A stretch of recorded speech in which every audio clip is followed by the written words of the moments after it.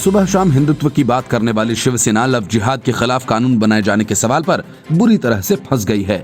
इसलिए वो कभी बिहार, कभी नीतीश कुमार की बात करती है तो कभी पाकिस्तान की। मतलब कि लव जिहाद को लेकर शिवसेना का गोलमोल रवैया है। सत्ता में बने रहने के लिए ये कानून भी नहीं बनाना चाहती और न ही ये चाहती है कि उसकी हिंदुत्ववादी छवि को कोई आँचाए। यही वजह है कि बीजेपी नेता देवेंद्र फडणवीस ने शिवसेना को लपेटे में लिया और कहा कि महाराष्ट्र में पिछले साल राष्ट्रवादी कांग्रेस पार्टी और कांग्रेस के साथ सरकार बनाने के बाद शिवसेना ने लव जिहाद पर अपना रुख नरम कर लिया है। फडणवीस ने शिवसेना के सांसद संजय राउत पर उनके बयान को लेकर भी कटाक्ष किया, जिसमें उन्होंने बिहार में लव जिहाद के खिलाफ किसी तरह के कानून बनाने पर सवाल उठाया था। देवेंद्र फडणवीस ने कहा कि एक समय शिवसेना वैलेंटाइंस डे मनाए जाने का तीखा विरोध करती थी और प्रेमी जोड़ों की पिटाई करती थी। शिवसेना लव जिहाद के खिलाफ 2014 से 2016 के दौरान कई लेख लिखा करती थी, लेकिन अब उसका रुख देखकर लगता है कि पार्टी बदल गई है। संजय राउत की टिप्पणी के बारे में फडणवीस ने कहा कि मुझे हैरानी है कि प्रगतिशील राज्य होने के बावजूद किसी कानून के लिए महाराष्ट्र को बिहार की ओर देखना पड़ रहा है। मुझे आश्चर्य हो रहा है कि राउत उसके लिए बिहार की तरफ क्यों देख रहे हैं। महाराष्ट्र विधानसभा में विपक्ष के नेता फडणवीस ने फिर से दोहराया कि अंदरूनी विरोधाभास के कारण शिवसेना के नेतृत्व वाली सरकार गिर जाएगी और बीजेपी को उसे सत्ता से हटाने के लिए किसी तरह का प्रयास करने की जरूरत नहीं पड़ेगी। शिवसेना के मुखपत्र सामना में लव जिहाद पर लेख में कहा गया कि चीन की घुसपैठ, कोरोना, आर्थिक मंदी समेत अन्य मसलों को छोड़कर बीजेपी नेताओं की ओर से लव जिहाद पर कानून बनाने की मांग की जा रही है। सामना में लिखा गया कि राष्ट्रीय महिला आयोग की अध्यक्षा ने मुंबई आकर राज्यपाल से मुलाकात की और लव जिहाद का जिक्र किया, लेकिन भाजपा ने लव जिहाद की जो व्याख्या तैयार की है उसके अनुसार महाराष्ट्र में ऐसे मामले कब और कितने हुए उसे सामने लाओ, लेकिन बिना कारण गड़े मुर्दे उखाड़कर राज्य का सामाजिक सौहार्द बिगाड़ने का प्रयास मत करो। सामना में बीजेपी पर तंज कसते हुए कहा गया कि बीजेपी को हिंदुत्व की लौ लगी है। लव जिहाद उनका नया हथियार है। पश्चिम बंगाल चुनाव के बाद ये हथियार भंगार में चले जाएंगे। लव जिहाद का मामला कहीं शुरू होगा तो वो पाकिस्तान और बांग्लादेश है। पाकिस्तान के हिंदू समाज की महिलाएं और लड़कियां अत्यंत सुरक्षित तरीके से जीवन यापन कर रही हैं। सामना में शिवसेना ने कहा, लव जिहाद की जड़ पाकिस्तान में है और अब जड़ को उखाड़े बिना कोई विकल्प है नहीं, ये समझ लेना आवश्यक है। लव जिहाद की कमर तोड़नी हो तो उसकी जड़ मतलब पाकिस्तान पर हमला करो। मतलब हिंदुस्तान के हर राज्य में इसको लेकर आंदोलन और कानून आदि बनाने की नौबत नहीं आएगी। हिंदुत्व के मसले पर सामना में लिखा गया कि शिवसेना का हिंदुत्व कायम है, लेकिन हमारा हिंदुत्व मतलब खोमेनी छाप धार्मिक उन्माद और उस पर तैरती राजनीति नहीं है। लव जिहाद मतलब सिर्फ दो विभिन्न धर्मावलंबियों का एक दूसरे से निकाह तक ही मर्यादित है क्या? सच कहें तो वैचारिक लव जिहाद के कारण देश और हिंदुत्व का सबसे ज्यादा नुकसान हुआ है। Bureau report, news of India. Arnab Goswami के खिलाफ मुंबई पुलिस और शिवसेना ही नहीं, पूरी की पूरी महाराष्ट्र सरकार और उसका पूरा अमला जमला लगा हुआ है। लेकिन अर्नब को लपेटने के चक्कर में अब महाराष्ट्र विधानसभा के स्पीकर नाना पटोले और सचिव खुद फंस गए हैं। विशेषाधिकार नोटिस के खिलाफ अर्नब गोस्वामी ने कोर्ट का दरवाजा खटखटाया था, जिससे नाराज होकर विधानसभा के सचिव ने अर्नब गोस्वामी को पत्र लिखकर धमकाया था। अब यही चिट्ठी महाराष्ट्र विधानसभा के सचिव और स्पीकर के गले की हड्डी बन गई है। सुप्रीम कोर्ट ने महाराष्ट्र विधानसभा के सचिव को अवमानना का नोटिस थमा दिया और अर्नब गोस्वामी की गिरफ्तारी पर रोक लगा दी। मुख्यमंत्री उद्धव ठाकरे की आलोचना को लेकर महाराष्ट्र विधानसभा के सचिव ने अर्नब गोस्वामी के खिलाफ विशेषाधिकार नोटिस जारी किया था। सुनवाई के दौरान सुप्रीम कोर्ट ने कहा था कि ये लेटर गंभीरता पूर्वक न्याय प्रशासन में दखल देने वाला है, क्योंकि इसमें कोर्ट जाने को लेकर गोस्वामी को धमकाया जा रहा है। जस्टिस एएस बोपन्ना और जस्टिस वी रामसुब्रमण्यम ने इस खत को अभूतपूर्व और चौंकाने वाला बताया। महाराष्ट्र विधानसभा के सहायक सचिव की ओर से वरिष्ठ वकील दुष्यंत दवे ने भारत के मुख्य न्यायाधीश एस.ए. बोबड़े की अध्यक्षता वाली पीठ से कहा कि अर्नब को पत्र जारी करने में न्याय प्रशासन को बाधित करने का कोई प्रयास नहीं किया गया था, लिहाजा कोई अवमानना का मामला बनता नहीं है। दूसरी तरफ अर्नब गोस्वामी का प्रतिनिधित्व कर रहे हरीश साल्वे ने उच्चतम न्यायालय से स्पीकर को नोटिस जारी करने का अनुरोध किया। दुष्यंत दवे ने साल्वे के अनुरोध का विरोध किया। हालांकि एमिकस क्यूरी अरविंद दातार ने स्पीकर नाना पटोले को नोटिस जारी करने का समर्थन किया और कहा कि विधानसभा के सहायक सचिव स्पीकर के एजेंट के रूप में कार्य कर रहे थे। खंडपीठ ने पूछा कि क्या देश का कोई भी अफसर अदालत के पास किसी को जाने के लिए दंडित कर सकता है? अधिकारी ने अपने पत्र में ऐसा कुछ लिखने की हिम्मत कैसे की? मुख्य न्यायाधीश ने कहा कि इस पर हमारा गंभीर सवाल है और हमें इसे नजरअंदाज करना बेहद मुश्किल है। बेंच ने वरिष्ठ अधिवक्ता अरविंद दातार को एमिकस क्यूरी के रूप में नियुक्त किया है और इस मामले को 2 सप्ताह के बाद आगे की सुनवाई के लिए निर्धारित किया। महाराष्ट्र सरकार का प्रतिनिधित्व कर वरिष्ठ अधिवक्ता अभिषेक मनु सिंघवी को मुख्य न्यायाधीश ने संबंधित अधिकारी के आचरण को देखने के लिए कहा है। Bureau report, news of India. Hyderabad की सियासी लड़ाई तेज और तीखी होती जा रही है। असदुद्दीन ओवैसी का किला तोड़ने में जुटी बीजेपी हमलावर है। उसके निशाने पर राज्य के सीएम चंद्रशेखर राव से लेकर ओवैसी ब्रदर्स तक हैं। चुनाव प्रचार के दौरान असदुद्दीन ओवैसी ने बीजेपी नेताओं को बीफ बिरयानी बनाने वाले अल्हम्दुलिल्लाह होटल में जाकर बिरयानी खाने की सलाह दे डाली, तो पलटकर तेजस्वी सूर्या ने ओवैसी को जिन्ना का अवतार बता दिया। वहीं बीजेपी विधायक राजा सिंह ने ओवैसी को ऐसा करारा जवाब दिया कि उसकी बोलती बंद हो गई। ओवैसी ने कहा कि बीजेपी नेता फ्रस्ट्रेट हो रखे हैं, उन्हें अल्हम्दुलिल्लाह होटल में ले जाकर बिरयानी खानी चाहिए। अब ओवैसी की इसी टिप्पणी की प्रतिक्रिया में गोशा महल से बीजेपी विधायक राजा सिंह ने करारा जवाब दिया। उन्होंने ओवैसी को पोर्क बिरयानी खाने के लिए आमंत्रित किया है। एक वीडियो में ये कहते सुने जा सकते हैं, असदुद्दीन ओवैसी पुराने शहर में पार्टी प्रचार में लगा हुआ है और चुनाव के दरमियान वो कहता है कि बीजेपी वाले फ्रस्ट्रेशन में आ गए हैं और उनको बिरयानी खाने की सलाह दे रहा है। अपनी वीडियो में उन्होंने ओवैसी पर निशाना साधते हुए कहा कि हमारे पास भी वाल्मीकि समाज के भाई बंधु हैं जिनके पास होटल हैं और जो बहुत सुंदर बिरयानी बनाते हैं। एक बार उनकी बिरयानी भी खाकर देख लो, वो कितनी टेस्टी बिरयानी बनाते हैं। आगे राजा सिंह ने ओवैसी की पार्टी के टीआरएस के साथ गठबंधन को भी निशाने पर लिया। उन्होंने कहा कि पुराने शहर का मुसलमान उन्हें वोट नहीं देगा। वह बोले कि एआईएमआईएम ने कभी मुसलमानों की भलाई नहीं चाही। उन्होंने जनता से ओवैसी का बहिष्कार करने की अपील की। उन्होंने कहा कि इस पार्टी का ऐसे बहिष्कार हो कि इनका एक भी पार्षद न जीतने पाए। ओवैसी ने भाजपा नेताओं को बीफ खिलाने की बात पहली बार नहीं कही है। वह लगातार बीजेपी पर निशाना साधने के बहाने अक्सर हिंदुओं की भावनाओं को आहत करते आए हैं। उन्होंने साल 2018 में अमित शाह को बीफ बिरयानी भिजवाने की बात कही थी। इसके बाद ओवैसी ने साल 2019 में भी बीफ को लेकर बयान दिया था। ओवैसी ने पुलवामा हमले को लेकर पीएम मोदी पर निशाना साधते हुए कहा था, वाह क्या दिमाग है आपके पास, आप दिल्ली में बैठकर देख सकते हैं बालाकोट में 300 फोन थे लेकिन पुलवामा में 50 किलो आरडीएक्स चला गया, आपने उसे क्यों नहीं देखा। उन्होंने आगे कहा, आपने बिरयानी खा ली थी क्या? हो सकता है कि बीफ बिरयानी खाकर डकार लेकर सो गए होंगे। असल में तेजस्वी सूर्या ने जब ओवैसी को जिन्ना का अवतार बताया तो उसके जवाब में ओवैसी ने कहा कि बीजेपी इतनी ज्यादा परेशान हो गई है कि उसे कुछ नजर ही नहीं आ रहा है। हैदराबाद आए तो इनको अल्हम्दुलिल्लाह की बिरयानी खिलाओ, थोड़ा होश ठिकाने आता। बीजेपी नेता सूर्या ने हाल ही में कहा कि ओवैसी भाइयों की बातें ठीक वैसी ही होती हैं जैसी मोहम्मद अली जिन्ना बोला करता था। देश के हर व्यक्ति को ओवैसी भाइयों के सांप्रदायिक और विभाजनकारी राजनीति से दूर रहना चाहिए। तेजस्वी सूर्या ने कहा कि असदुद्दीन ओवैसी का वोट देने का मतलब भारत के खिलाफ वोट देना है, क्योंकि असदुद्दीन ओवैसी विकास की बात नहीं करते। उन्होंने पुराने हैदराबाद में विकास या नई बुनियादी ढांचा परियोजना की अनुमति नहीं दी है। ओवैसी ने केवल एक चीज की अनुमति दी है, वह है रोहिंग्या मुसलमान। बीजेपी के एमपी तेजस्वी सूर्या ने कहा कि हैदराबाद में होने वाले म्युनिसिपल चुनाव तेलंगाना के आगामी विधानसभा चुनावों की झलक देंगे। तेजस्वी ने उम्मीद जताई कि बीजेपी न केवल तेलंगाना में सत्ता संभालेगी बल्कि तमिलनाडु और केरल में भी बीजेपी की ही सरकार बनेगी।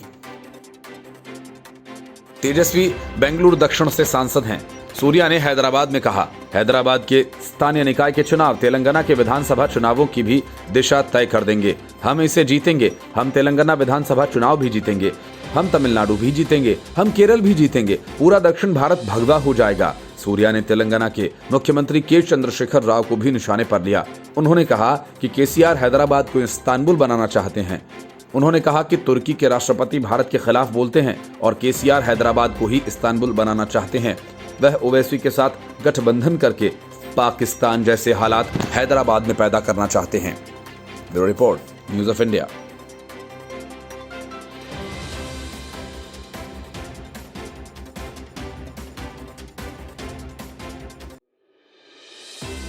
ऑटो रिक्शा चलाने वाला प्रताप सरनाइक देखते ही देखते 125 करोड़ का मालिक बन बैठा।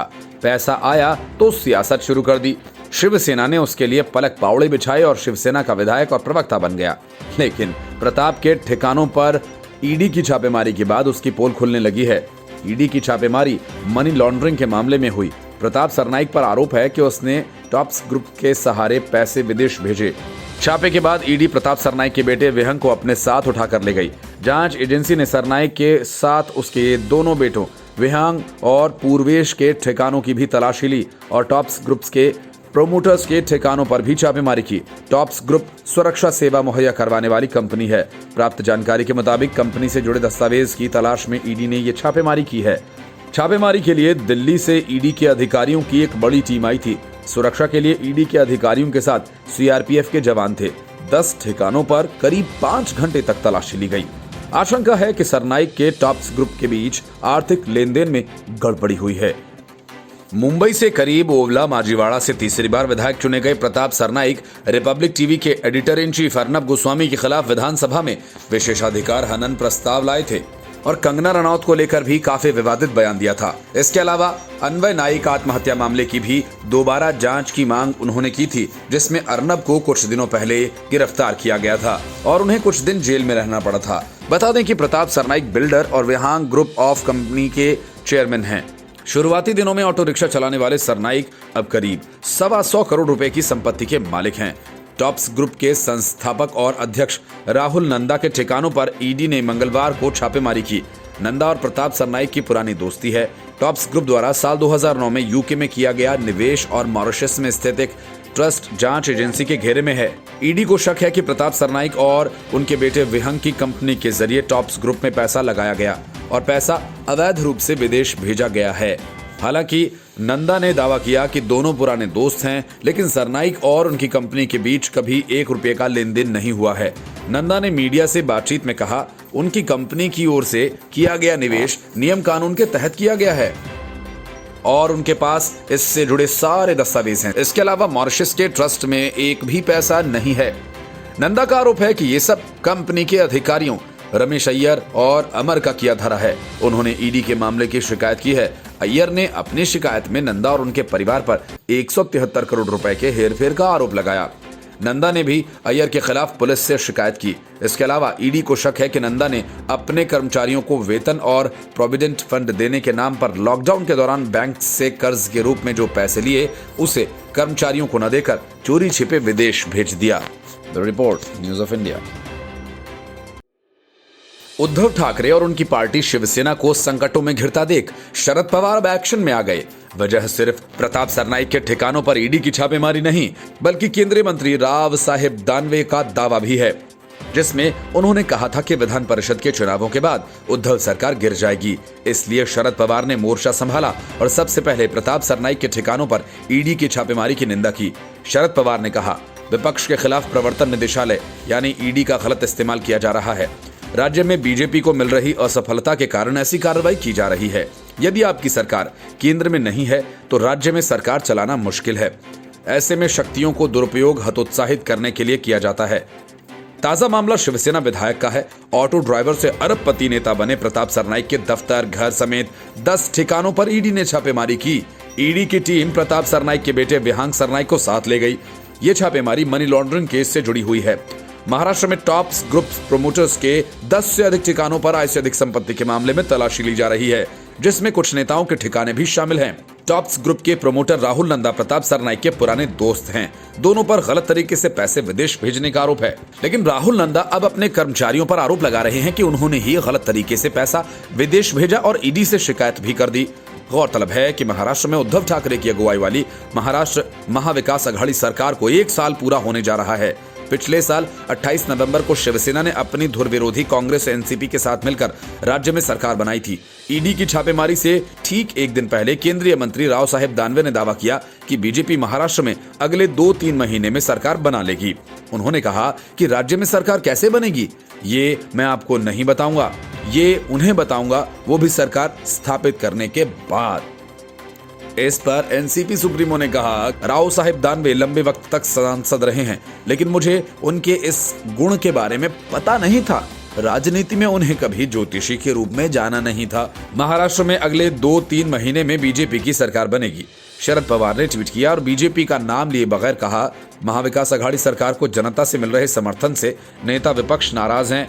वे इस बात को अच्छी तरह से जानते हैं कि अब उन्हें सत्ता नहीं मिलने वाली है, इसलिए उनकी ओर से ऐसे बयान आ रहे हैं। महाराष्ट्र में विधान परिषद की 5 सीटों के लिए चुनाव है। 1 दिसंबर को वोट डाले जाने हैं। इससे पहले बीजेपी नेताओं की ओर से सत्ता परिवर्तन को लेकर बयान आने लगे हैं, जिसने राजनीतिक गलियारों में नई बहस छेड़ दी है। क्या वाकई में बीजेपी सत्ता बदलने का कोई प्लान बना रही है या फिर नेताओं के बयान कार्यकर्ताओं का चुनाव के वक्त मनोबल बढ़ाने के लिए दिए जा रहे हैं? आमतौर पर देखा जाता है कि जिसकी सत्ता होती है विधान परिषद चुनाव में, उस पार्टी को ज्यादा लाभ मिलता है। बीजेपी इस बात को अच्छी तरह समझती है और शायद इसी कड़ी में इस तरह के बयान सामने आ रहे हैं। दूसरी बात यह भी है कि बीजेपी को इस बात का भी डर सता रहा है कि अगर जल्द सत्ता में नहीं आए तो एमएलए के छूटने का भी डर है। एकनाथ खड़से जैसे नेता पहले ही बीजेपी का दामन छोड़कर जा चुके हैं। Report, news of India. Farooq Abdullah का बंगला, पार्टी का ऑफिस, बेटी की जमीन और उमर अब्दुल्ला का घर, सब सरकारी जमीन पर कब्जा करके बनाया गया है और ये कब्जा रोशनी एक्ट के नाम पर किया गया। मतलब कि रोशनी एक्ट फारूक अब्दुल्ला के दिमाग की उपज थी। उनकी सरकार ने ही इस एक्ट को बनाया और सबसे पहले सरकारी जमीन की लूट अब्दुल्ला परिवार ने शुरू की। इसके बाद महबूबा मुफ्ती से लेकर सोनिया गांधी के नेताओं और मंत्रियों ने ऐसी लूट खसोट मचाई कि पूरे घोटाले की रकम करीब 25,000 करोड़ हो गई। मतलब कि 25,000 करोड़ की करीब 2.5 लाख एकड़ जमीन 3 पार्टियों के नेताओं ने आपस में बांट ली। इस खेल में कई करीबी मंत्री और अफसर शामिल हैं। सूत्रों का कहना है कि अब्दुल्ला परिवार का शहर के बाहरी क्षेत्र सुजावा में बना आलीशान बंगला सरकारी जमीन पर खड़ा है।